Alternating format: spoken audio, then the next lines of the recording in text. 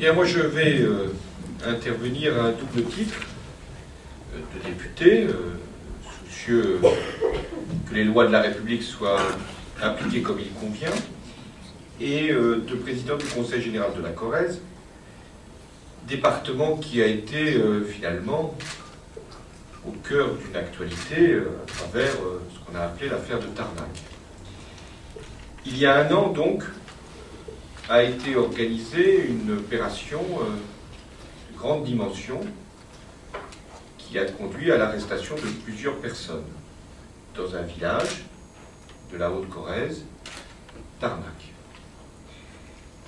Il a été à ce moment-là évoqué des attentats ou des agressions sur des biens qui relevaient de qualification de terroristes. Ça a créé une émotion certaine dans la population et dans le département. Et donc, dans un premier temps, nous avons été attentifs les uns les autres à ce que, rapidement, l'enquête puisse aboutir.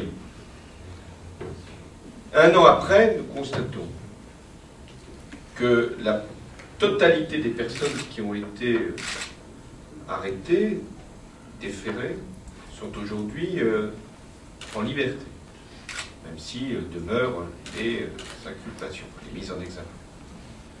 Nous constatons que de rebondissement en rebondissement, le dossier, sans pour autant le connaître dans son exhaustivité, paraît de plus en plus difficile à étayer du côté de l'accusation.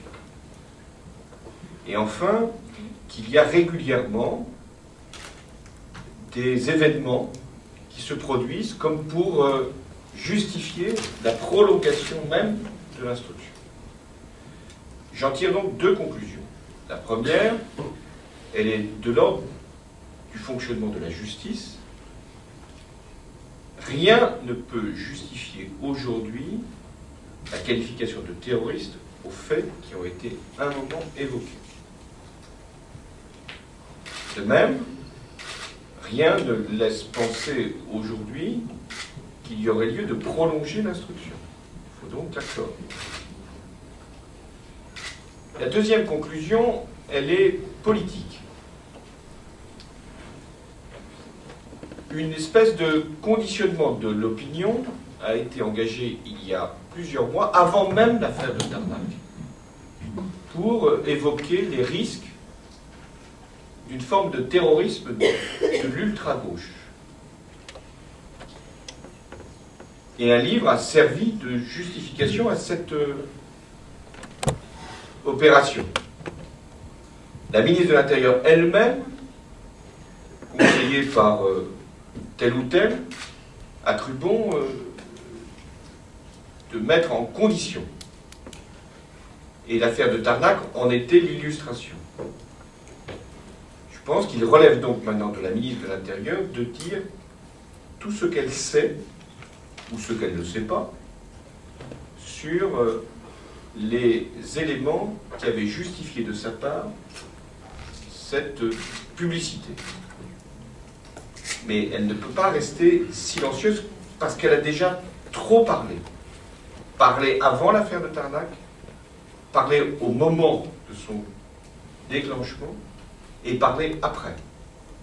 Donc voilà les deux conclusions. Il faut que la justice puisse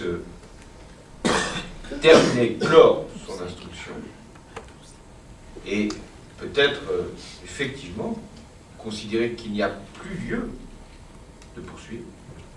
Et il faut que la ministre de l'Intérieur s'explique sur ce qu'elle appelait l'ultra-gauche, et ce qu'elle sait aujourd'hui de cette mouvance, compte tenu de ce qu'a été finalement le fiasco de l'affaire de Tarnac.